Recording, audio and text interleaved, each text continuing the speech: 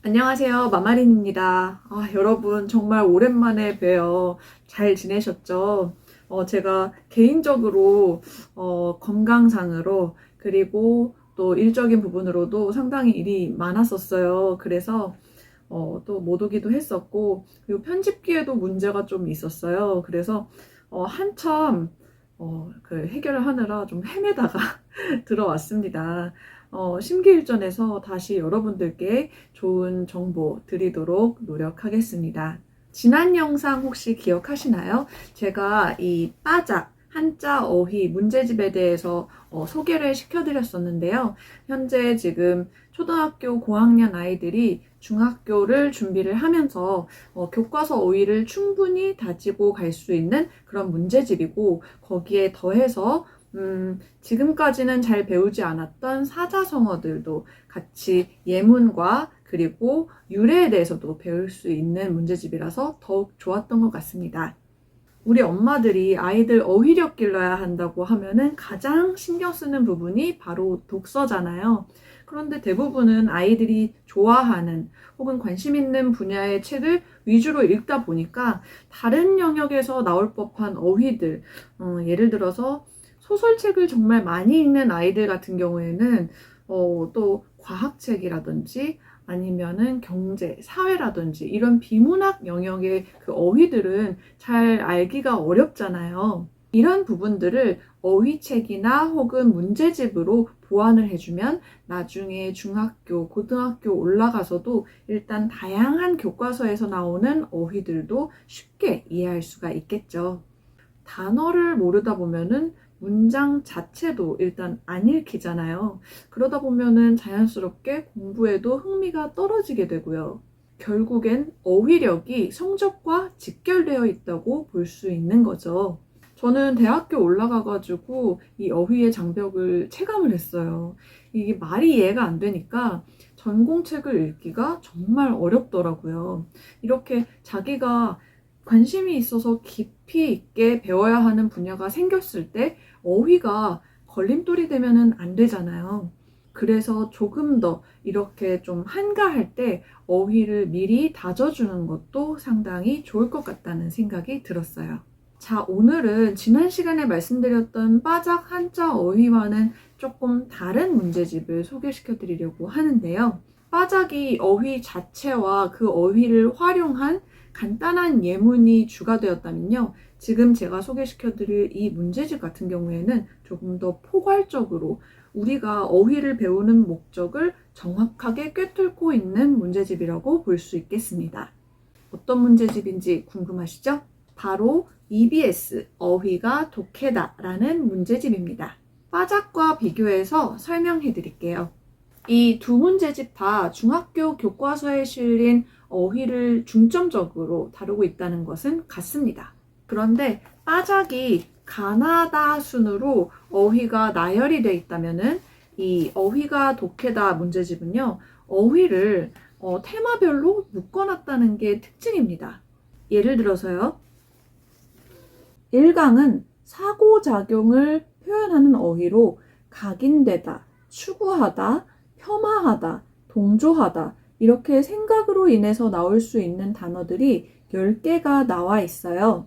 이렇게 한 어휘 밑에 한자어의 뜻에 플러스 한자까지 적혀 있어서 한자를 한 번이라도 볼 수 있겠다 이런 생각이 들었어요.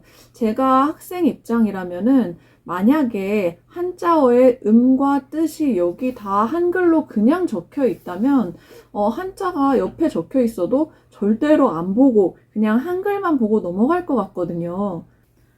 100%요.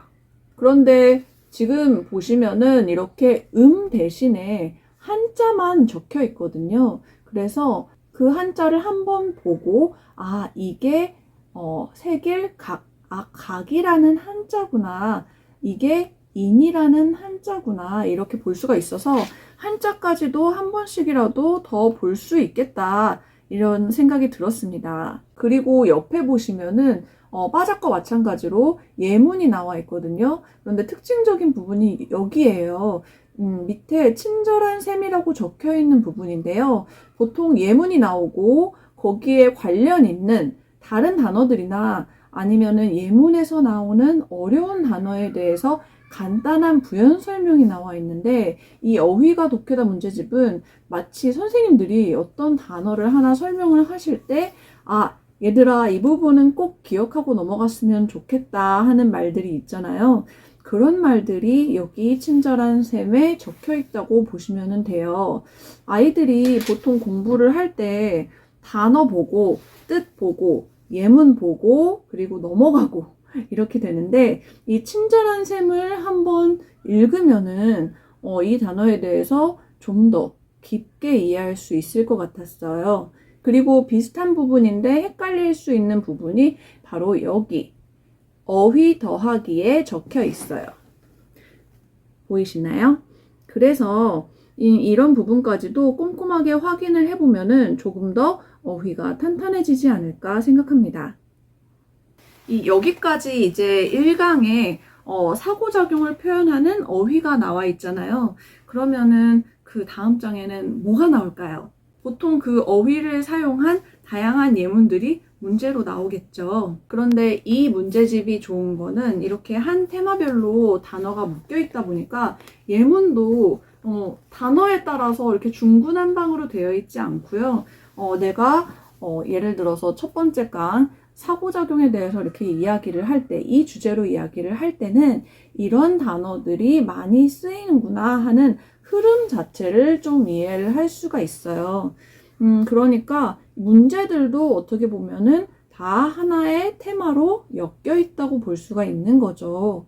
그래서 빠작의 경우에는 가나다 순으로 어휘를 나열을 해놨었기 때문에 단어를 찾고 보기가 굉장히 쉽지만, 한편으로는 예문의 주제가 좀 들쭉날쭉 하다면 이 어휘가 독해다 같은 경우에는 모든 예문이 다 좀 유기적으로 연결되어 있다는 느낌을 받았어요. 그러니까 어떻게 보면은 빠작은 앞에 있는 단어를 중심으로 예문을 만들어 놨고, 어휘가 독해다는 뒤에 나오는 예문, 뒤에 나오는 전체적인 문장 중심으로 단어를 묶어놨다, 이렇게 보실 수 있을 것 같아요.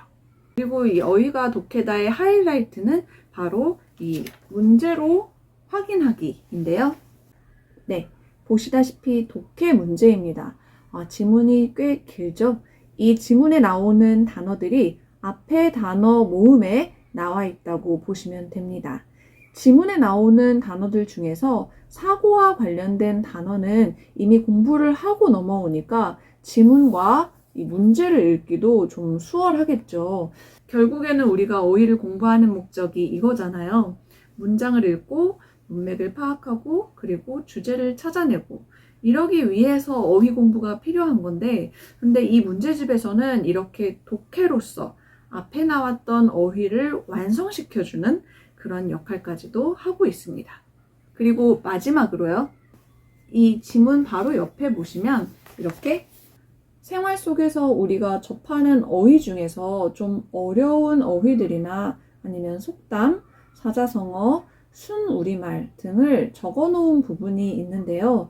시각적으로 이렇게 그림이나 아니면은 사진을 이용해서 마치 잡지처럼 좀 재미있게 읽을 수 있도록 해놓아서 아이들이 어려운 공부를 하다가 한번 리프레시하고 넘어갈 수 있게 구성이 잘 되어 있는 것 같아요. 지금까지 어휘가 독해다 그리고 빠작 한자 어휘, 이렇게 두 가지 문제집을 살펴보셨는데요. 어떠셨나요? 이게 성적을 위해서가 아니라 정말 자기가 하고 싶은 공부를 할 때 걸림돌이 되지 않도록 지금부터 어휘도 차근차근 공부를 해나가면 좋을 것 같습니다.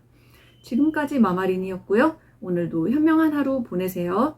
감사합니다. 안녕.